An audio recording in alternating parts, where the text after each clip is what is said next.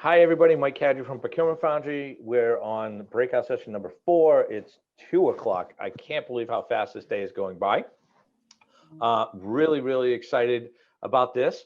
I'm going to let a few more people get into this room for this particular session. And this is the heavy hitter room of the day right here. So we've got 30, 40, 50 people coming in. Fantastic. Great. Okay.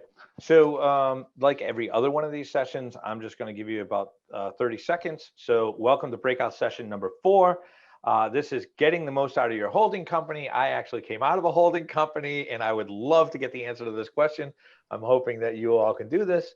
And I'm really excited about it. Just a little bit of housekeeping. I'm going to jump off this screen. Michael Farmer, our esteemed moderator, is going to take over. And thank you all for being part of this group. Michael, thank you so much for agreeing to do this. Thank you. Michael, if you could tell us a little bit about yourself and then go around to the folks as well so that we understand who you are as well. I'm going to jump out and shut up, and then I'm going to monitor the Q&A, and then I'll come back at the end to tell everybody what's next. Okay? Okay. Thank you, Mike. I am Michael Farmer. I've had the great pleasure of consulting to the ad industry for the last 30 years to ad agencies and their clients. And well, I've covered a lot of territory in Europe, the US, Asia, and Latin America. I'm also the author of a book called Madison Avenue Manslaughter, but I've never written an ad in my life. I've only spent time with those who do. So I am very happy here to have a distinguished panel who can help us navigate our way through getting the most out of your holding company partners. Now, that is a very big subject, as we know, because there are many ways that holding company relationships have manifested themselves over the last 15 years or so. There's probably even a greater number of ways that clients and their agencies can work to improve these relationships. Our panel is going to help us with this today. And let me ask each of them to first introduce themselves. We've got Brook from WPP, Tracy Allery from Nestlé, and Amy Armstrong from Initiative, the media company. Rick, could you just tell us a little bit about your background? I sure will. Thanks, Mike, and thanks for having me here. I'm Rick Brook. I work at WPP, so one of the holding companies. I've been there since the mid-2000s. Prior to that, I worked at Ogilvy in Toronto originally, in London, and then in New York. What I do at WPP is I manage really our larger client relationships. I'm part of a team we call our Global Client Operations team, very much an operational and commercial team. We focus on how we deliver solutions to the clients in terms of our commercial relationships, whether that's agreeing our contracts, agreeing our compensation systems, measurement, success measurements, and so on. And we've been doing that for some time. And I would say we have learned a lot by getting it wrong in a lot of cases and occasionally getting it right. Well, Rick, that's great. You're the right person for what we need to do today. Tracy, tell us a little bit about you. You've worked in many companies that have had different types of relationships, holding company and otherwise. Give us a little snippet here. Yeah, sure. So about 20 years of experience in marketing procurement and looking after lots of different marketing spend categories, those of us in procurement, the way we look at things. And I've had the benefit of working with fantastic agencies at every one of the holding companies. So I hope to be able to share some good things and a lot of things like Rick, things that I've learned mostly through not getting it right the first time, but that's how you learn, and that's what I hope to be able to share. Okay, and you're with Nestlé now? Mm-hmm, Nestlé USA. Well, we'd love to hear a great deal about that. Amy, tell us about Initiative, the IPG's media agency. You are the CEO of the North America. Can you tell us a bit about what you do? Yeah, so thanks for inviting me to be a part of this panel today. I'm Amy Armstrong. As Michael indicated, I am the US CEO of Initiative, but I have over 20 plus years at IPG. So I'm one of those rarities that stayed with the holding group for most of their career, 6 different brands throughout my time. And from my perspective, what I hope to bring to this conversation today is, as a media agency, media has evolved quite a bit in how we've been in the conversation over the time that I've worked in media. And I think, working with IPG companies, with independents, other holding groups, I've seen it all. And definitely, as Tracy has indicated, learn some things along the way, sometimes painful and sometimes some great success stories.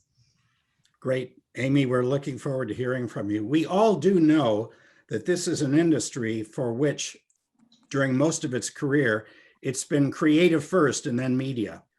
And we're in an era now with so many media choices where one could argue it ought to be media first and creative second. So I hope that we can talk about that when we get into the holding companies.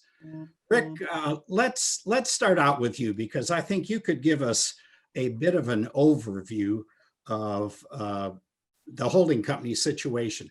If clients need a portfolio of agencies for their needs, why should they use agencies that have a common owner like WPP, as opposed to just pulling together the best they can from around the world? What is the holding company advantage from a structural standpoint, if you can talk about that? And I'll give you a little bit of background first, Mike, just on the holding company challenge. We have about a third of our business is managed through clients where we operate those clients in a very integrated way. Those are clients that have come to us and said, we need a full solution, and we need that integrated across multiple disciplines. And of course, their goals are to make sure that we are delivering much more effective communications and doing that in an efficient way. And the way we organize ourselves these days is we break it down into 4 pillars. That's communications, experience, commerce, e-commerce, and traditional commerce, as well as technology. So all of our solutions really focus around those pillars. The challenge, of course, we have is that we have a third of our business being managed that way, but we also have 2/3 of our business being managed in a very traditional way. So we have to be able to deliver for all of those clients who are looking for standalone relationships, while we continue to find better ways of delivering the services to those clients that are looking for us to deliver end-to-end capabilities. My view, and again, I'm an operations person. My view is that the absolute best way to manage an integrated relationship is to ensure a couple of things. First of all, that there is a single standalone leader who is agnostic to any of the agency brands, and that person's job is to deliver to the client the best of WPP, to make sure that they are aware of all the services that are out there, and to pick the best resources that can satisfy the client's needs. The second thing that we know that's critical to a successful relationship would be a single contract. So finding a way to eliminate what could be hundreds of contracts around the world down to one. And we've done that quite successfully over the last decade. And it saves an awful lot of effort and an awful lot of time between our respective legal teams. But it also means that we can identify an agency on a Monday and they can be up and running on a Friday, because there's really no delay in getting legal terms set up. The next thing we believe strongly in is that there is a single blueprint for compensation. That's not to say that there's one way of paying the agency, because these days that doesn't work. Our goal is always to be agile in how we manage our discussions with clients around compensation.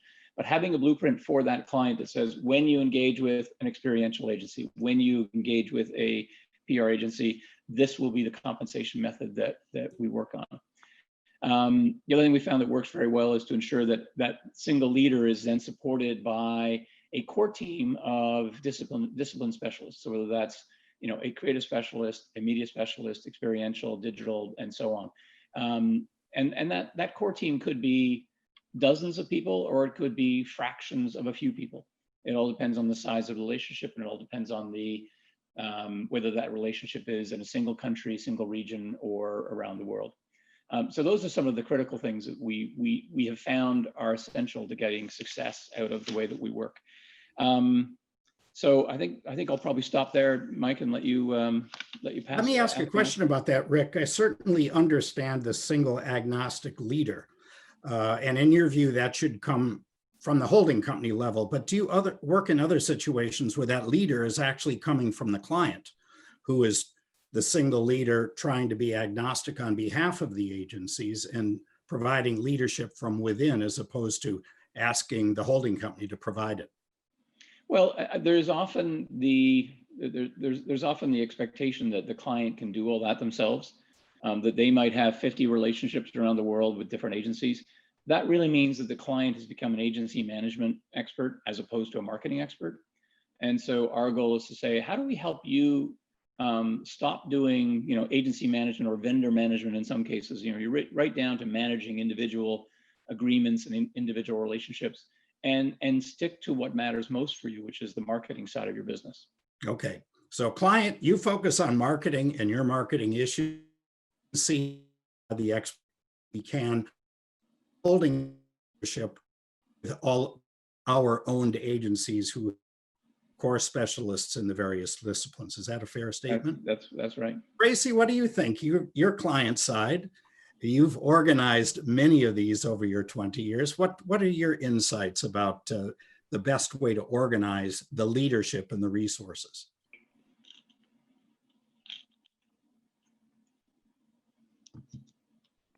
Sorry, I'm listening and not unmuting.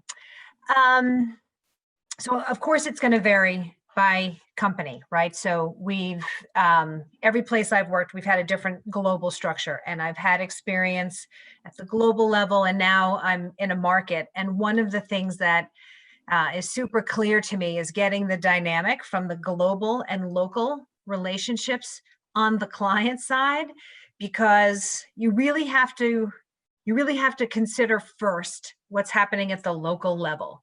All sales are local, all media is local, agency relationships are local.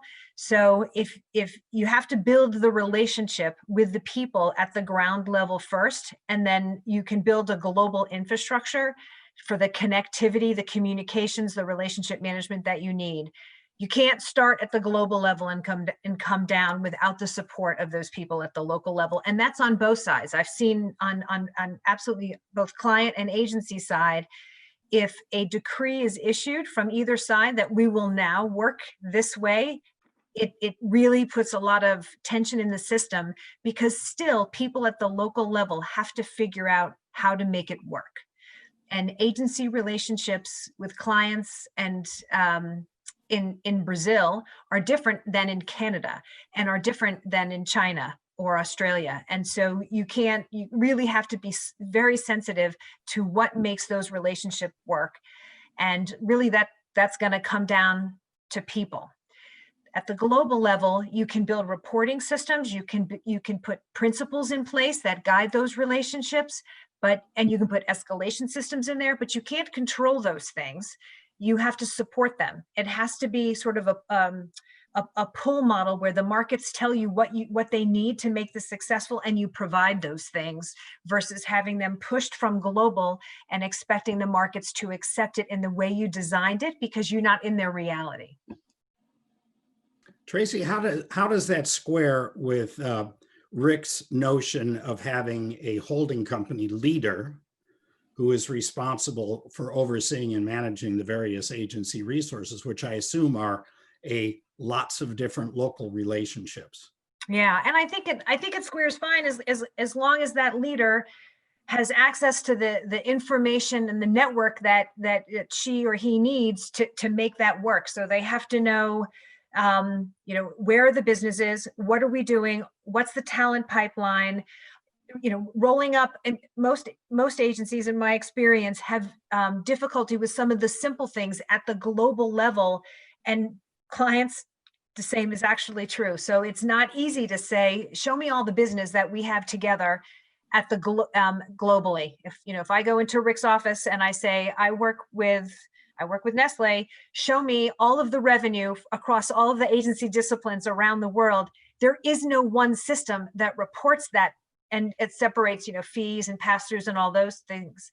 We don't have it on the client side either.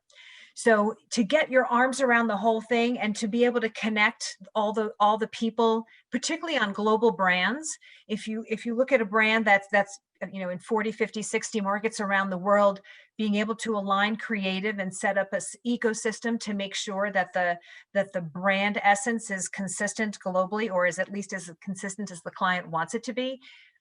Those things are not easy to build, and the networks and communication tools that one leader needs really have to be built, and it's going to be custom client by client. Some agencies have existing systems. Just in my experience, they've learned it. They've built it for one client, and then they expand it and they adapt it for later clients, and it gets better and better with each iteration.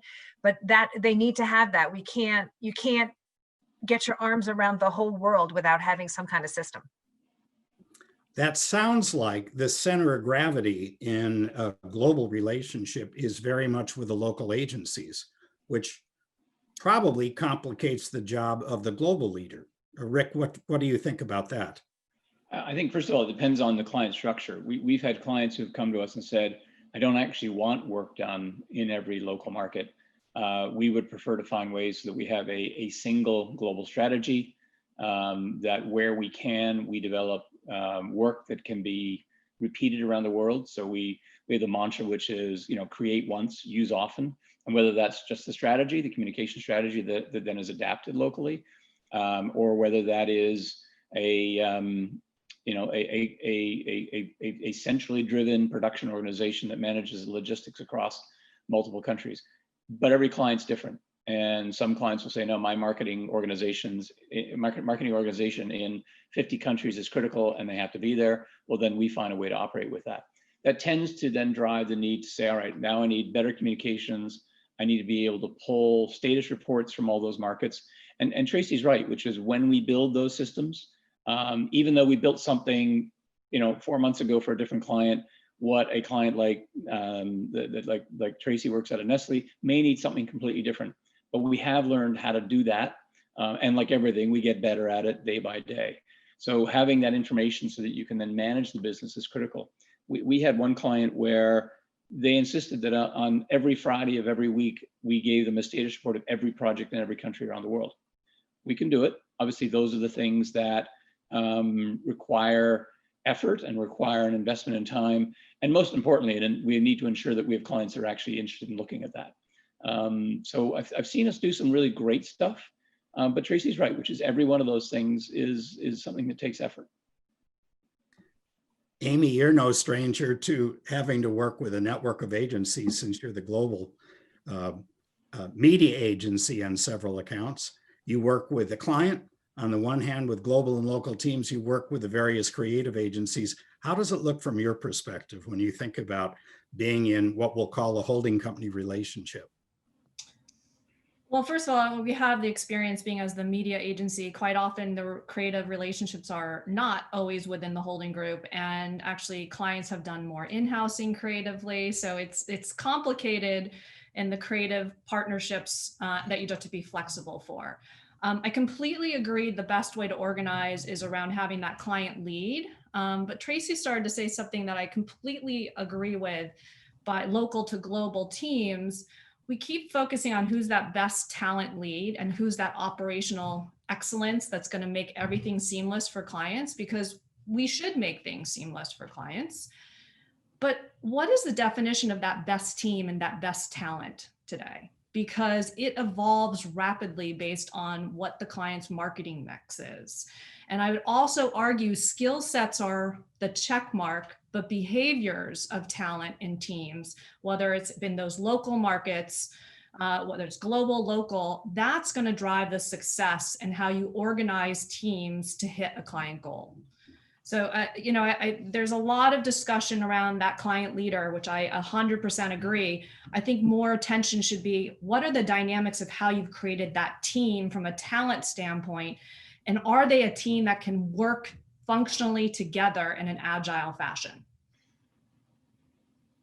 Do you think the creative agency world is prepared to accept the leadership of a media agency in these broad, either large local relationships or global relationships?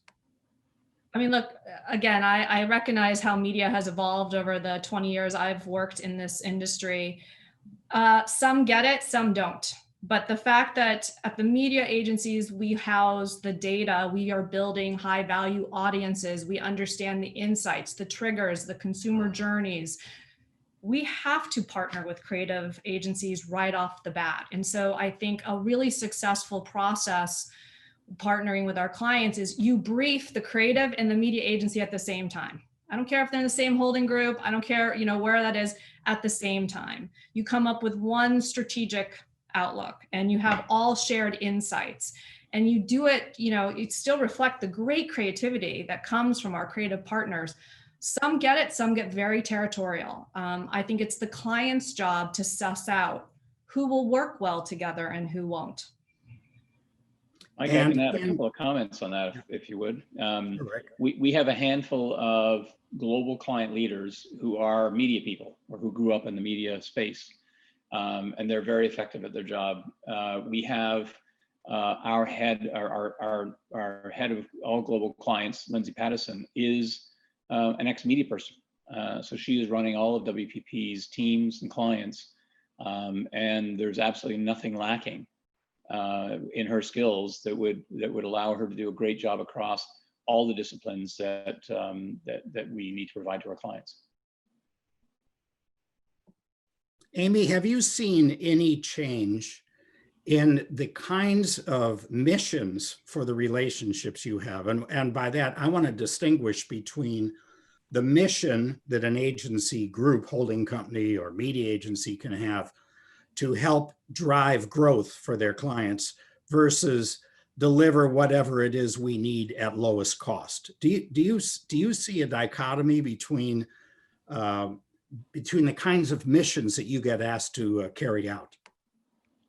Yes, I mean, I think one of the things that we do, and again, I can speak on behalf of Initiative, we do not pitch every client that comes in, because we know what we can successfully, what were the right cultural fit.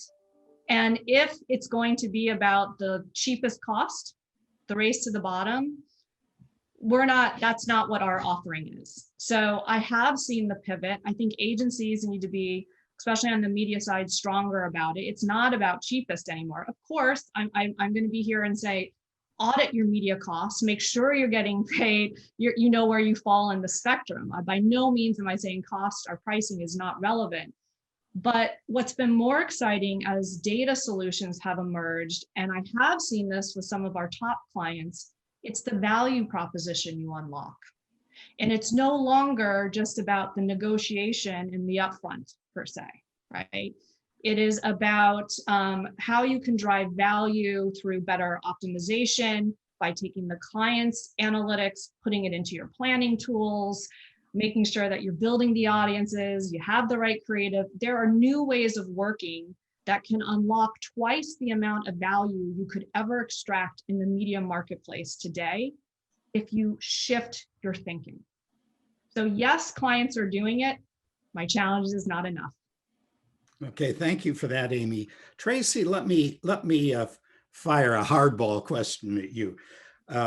Looking at the data, which is ANA data and publicly available data about advertiser growth for the 10 years after the 2008 financial meltdown. So if we start in 2009 and we take the 10-year period to 2019 before COVID, major advertisers have hardly grown, 3% per year if you take the top 50 advertisers, which include people like Apple and Netflix, et cetera. So major advertisers have been under enormous pressure to grow and haven't been able to, and yet their share prices have continued to rise significantly. A lot of that has to do with cost reduction. What is the difference in your view between the mission that you would give a holding company that was working for you about getting some growth for our top line versus give it to us at the lowest cost, the highest quality you can at the lowest cost? How do you resolve those two needs? So there's a lot to unpack there, and so cut me off if I go too far. There's I agree completely with Amy. We cannot cut our way to growth. So the role of the commercial function is to make sure that the way we pay and what we pay is the right amount for what we're getting from that. And if we want to buy an hour of time, we can buy an hour of time. If we want to buy 2% growth for our business, that's a completely different remuneration structure. And we've already gone through most of those major advertisers years of cost cutting and right sizing. So we know what our baseline should be. We now have to pivot toward looking at how do we drive growth, because on the marketing side, this is the investment side of the business. So it's not how can I get the same and pay less, it's how can I pay the same and get more? How can I optimize? So for example, in the discussion we were just having about the merging of media and creative, we know that the creative side drives a majority of the ROI calculation just on the math from a marketing spend, right? So you have to have very effective creative. If you have terrible creative, no matter what you're doing on the media side, you're putting lousy creative in front of the right audience, you're not going to sell anything. So we really have to look at making sure that we're optimizing that spend. And when we're looking at creative and how can we help inform with that data, I had a fantastic creative director once explained to me that the best creative, which drives the best ROI, is built for the medium in which it's intended. Just like a painting, just like a sculpture, the artist is thinking about where it's going to show. We have an opportunity to really leverage the insights, the technology, those things drive efficiency, get better targeting, and then we can repurpose those dollars into more creativity, more audience analytics. There's so much more that we can do. We can change the equation. If you're asking me, how can we spend less with an agency, and I just want to spend less per hour, I can go to a local agency, an independent agency, because they don't have the holding company tax. So if I'm buying on cost basis, that's what I'm going to do. If I'm buying to drive growth, the value of the holding company with the tech and the insights and the industry leading, how they're deploying technology and all of the data companies that they now have that access to, why wouldn't I do that if I were a global advertiser? That's where the match is, because the opportunity is there, but you have to know how to structure it, as everything we've said before, to get there.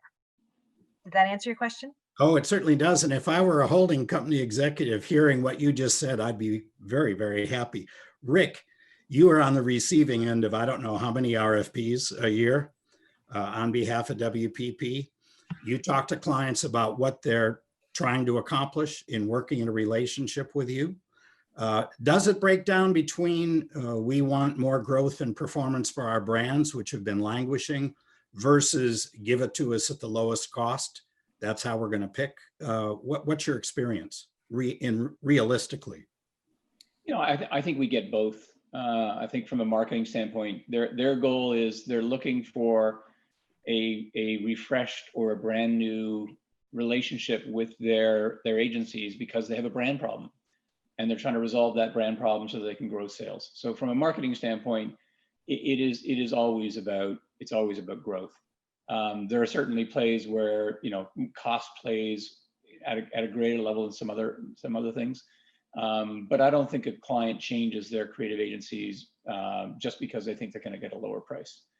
The thing that I think goes wrong in these discussions on RFPs is, and this is frankly the agency's fault, the holding company's fault, which is we have a really hard time explaining what we do and how we do it and why something takes so long to get something done.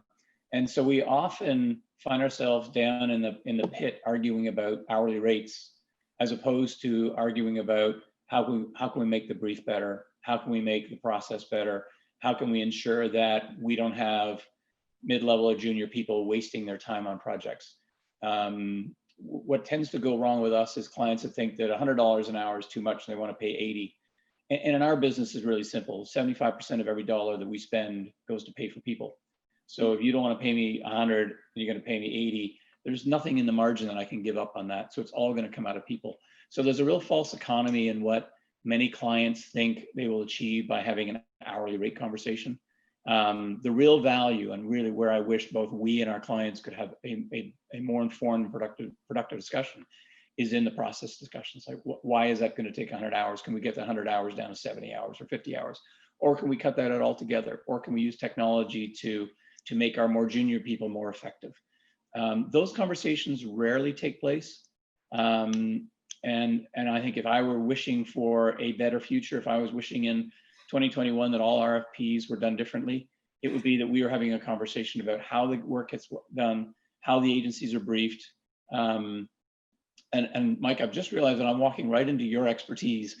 So I'm going to stop and say, Mike, what do you think they should be doing in terms of finding ways to work better together? Well, you know that because you were a big help when I was writing my book. Amy, let's shift. Let's talk now. We've talked a little bit about structure and requirements and what is more optimal. But Amy, if I were to ask you, given whatever it is today, what the relationships are like today, what are the things you'd like to see changed immediately? What things should start and what things should stop? How would that make your life better? And how would it make initiatives work more effective for clients? Well, I like that I'm hearing people agree on this panel that cheaper is not better, because unfortunately on the media side, I still think it's more prevalent than on the creative, right? The scope of work needs to really be interrogated of what is being asked. From a media perspective, we are rapidly changing what the media channel mix is and what skill sets are needed. And so how do you keep up with the pace of that to make sure that your team is set up for success? Something that first of all, I've always appreciated my procurement relationships. Anyone that works with Initiative in US knows that some of my favorite clients are in procurement. And I'm not just saying that on this panel. I have got lots of references to back that up. I think it's no longer just the CFO or finance. You should know the CEO, you should know the leadership. And I encourage more procurement people to do that. But adopting these new ways of working, I can't, just to brief the creative and media agency at the same time, it is so simple, most clients don't do it. So I would ask, like, please, I implore you to do that. And take an interest in the happiness. It's our job to make you happy. How happy is your team working on your business? So we do something where we obviously use a third party TRR. Most of the agencies do, where we can say, here's our agency relationship and how the client feels about us. But we do a monthly NPS score by team. And what I have found is when you correlate those two things, it's no secret, right, that the TRR score is higher, client satisfaction score is higher when the team net promoter score is higher. And I think have a vested interest in that team dynamic, because you're going to learn things about the talent you need to achieve the KPIs. The last little bit that I wish would change in this industry is we now have the insight to go to KPIs around sales, revenue, etc. That should be how you audit your media investment the best way. Yes, look at your rates and understand how much do your rates and your fees contribute to that outcome. But you should be measuring your media partner success based on business KPIs, not CPMs. With respect, we've got a question from Stephanie Laufenberger, who asks, is it the media agency's role to do brand strategy, or should we have a brand strategy agency above both media and creative agencies to support marketing with the multi-year brand strategy? What do you think about that, Amy? I mean, honestly, it depends on the partners that you work with. I think the answer is your creative and media, you're right, partners, creative and media should be able to do that together. I don't think you need another layer on top of it, but it's about the talent that you find that really gets your brand to do so. At Initiative, we have a pretty extensive strategy group that gets comms planning. In the US, that's not so prevalent. That's more of a global thing that has occurred. So again, I think it depends on the agency partners and understand, don't just take the word that they get brand strategy, give them a test, see what happens. But I still think you need a creative and media partnership to make sure you get everything that you need. Thank you for that. Tracy, how do you restrain the client's appetite from wanting to do media in every single possible channel? I've done enough work in media consulting to know that the media scopes of work have become so incredibly complicated that they've added workload as a result. How do you pull back and be selective, particularly in a global relationship? And do you expect a holding company to push back on overly extensive scopes of work? So I want to clarify that question because it's not where I thought it was going. I would never take it where you want it to go. Okay. Because I don't believe that it's procurement's role to say which media channels are the right for this brand. That is not what we would do. But what we would say is, look, if we are hiring an agency to optimize growth, and the agency is responsible for the community, for doing the comms planning and then the media planning, we should be clear on what are the outcomes we want, and they come to us with the recommendations of how to deliver that outcome. And the commercial job is to set up make sure that the process is right, the brief is clear, the agency's aligned, we have the right remuneration structure, the right incentives in place, we are incenting the agency team who's working on our business. It's always nice to have bonus at the global level, but the people who are working on your business have to feel connected to that success, just like your brand team is. That's our role. If the places where I think procurement might get involved and occasionally a little over our skis is what we would call in the procurement world demand management, where brands want to spend a few $100,000 doing something that's kind of far afield from what their core activities are doing. They'll hire in some agencies, some specialist PR event, something like that. And it feels like they're going to spend $200,000-300,000 on something that's not driving the core, not hitting the goal. They find some money and they do things. We might have commentary on whether or not that $300,000 would be better spent in partnership with their core agencies. We might try to redirect it, but it wouldn't be our role to say, spend, less in print and do more TV or do more digital. That's a little out of our wheelhouse.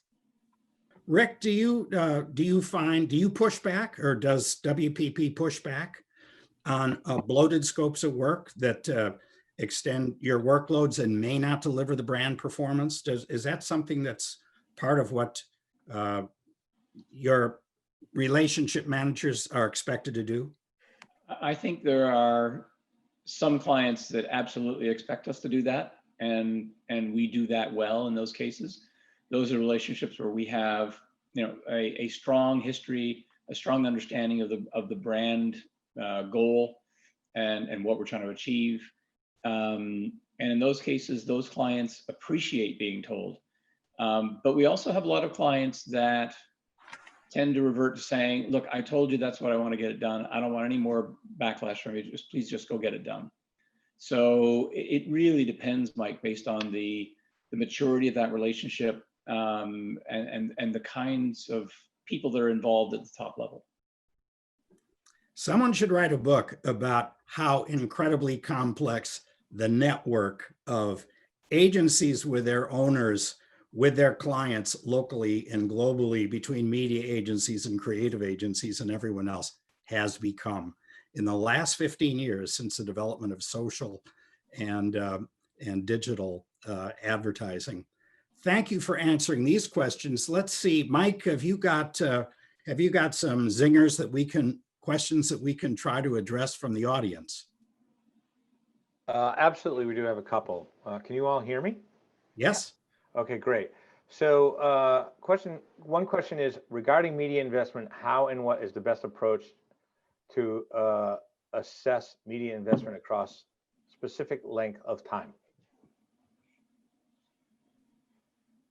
I'm assuming I get to take that one. Although I'm sure both my colleagues would have a POV.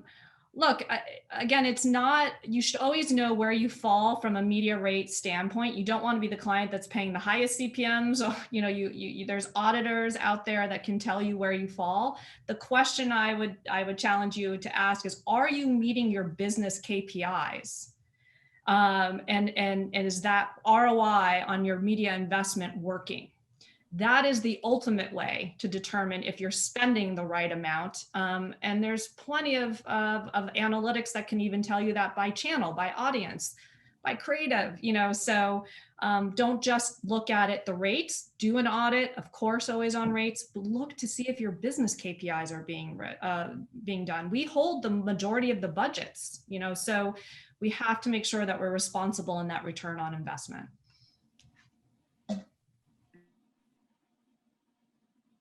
Mike, anything else from the audience? Absolutely. It says, despite it varies, but from one company to another, I'd like to get the insight on the guests regarding the best approach to set up partnership models for win-win in terms of operations, seniority level, and cost modeling, PPM, rate card, et cetera. I think you've all touched on this already, but maybe you can recap your thoughts. You have 30 seconds. And is win-win an actual viable strategy? I think that's the title of Mike's next book, right? You want to take that, Mike? Oh, no, I don't want to touch that one, Rick. I thought you were volunteering. Listen, I think I'd want to see the question again, but honestly, that seems like a really long one. I would be more than happy to write some thoughts on that if we're interested to look at that in more detail. I can't think of how to summarize, because that's a multi-layered question. Let me throw that into the networking room, and maybe people can chew on that. How is that? Okay. I do have some thoughts, because having done the kind of consulting that I've done for the last 30 years, it's really been a series of 30 stop action photographs of an industry that's been in such enormous change that defining what win-win has never been the same thing from one year to another. And certainly with COVID in 2020, that is a factor whose consequences we can't even measure. But win-win is a very different thing when clients are worried about their share price performance and how it might be affected by media developments, particularly the growth of demand. That's a very different thing than it was back in the early days, when win-win was to get a great commercial out on network television and watch consumers flock to the supermarkets or to Avis or to buy Volkswagens or whatever it was. It's really become an extremely complicated business. And the one thing I will say by way of observation is I don't think there is enough dialogue at the beginning of client development discussions about what win-win means for both parties. What does win mean for the advertiser? Are you looking for lowest cost because you're unsure about whether the marketing mix will deliver performance, and so you're looking for cost because that'll hold the share price up? Or are you really willing to take a flyer at some unique marketing strategies to give us brand growth? And I think if there is more discussion about, at the beginning of a relationship, about why are we working together? Why are we working together? What is the best structure for that? What is the right media plan and mix and spend? And what is the right type of creativity for the channels that we're going to address? I observe, because I measure scopes of work all the time, that the scopes don't seem to reflect the fact that that dialogue has even happened. And there's just an assumption that the client is hiring an agency or a new set of agencies to do whatever they were doing before, without there being the right dialogue. So that's a view from 30,000 feet. It probably isn't true in the case of Nestlé or for WPP's clients or any initiative, but it is an observation. And if any of you have some thoughts about whether that upfront discussion is a good enough one, I'd be very interested to hear it. Yeah, I'd love to build on it if I could. Sure.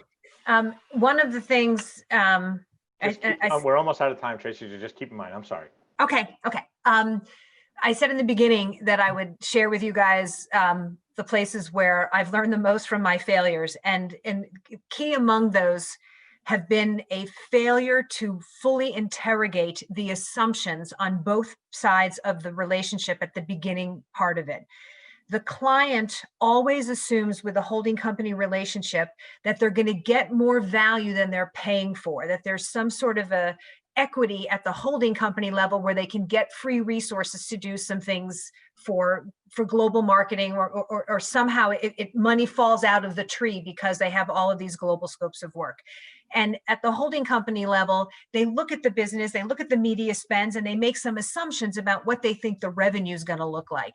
Those things are not, and those are examples of assumptions that are not explicit, and then both enter into the relationship with those assumptions. And then when they don't come to life to the degree they expected, people are dissatisfied in the first year of the relationship. And so what I would say, Michael, you mentioned about the assumptions. I think it is just critical that the commercial team and all the folks that are listening to this today, don't let your clients, your stakeholders, or your agencies get away with having assumptions that they're not making explicit.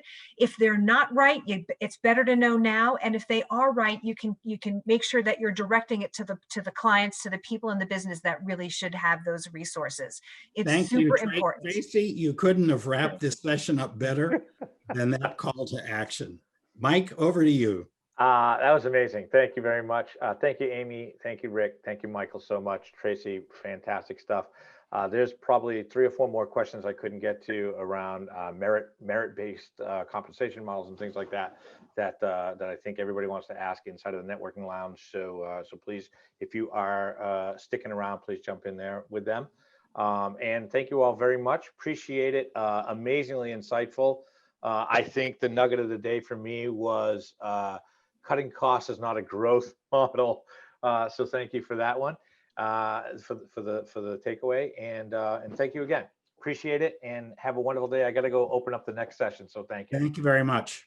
Take care, everyone. Thanks, Mike Farmer. Bye-bye. Bye.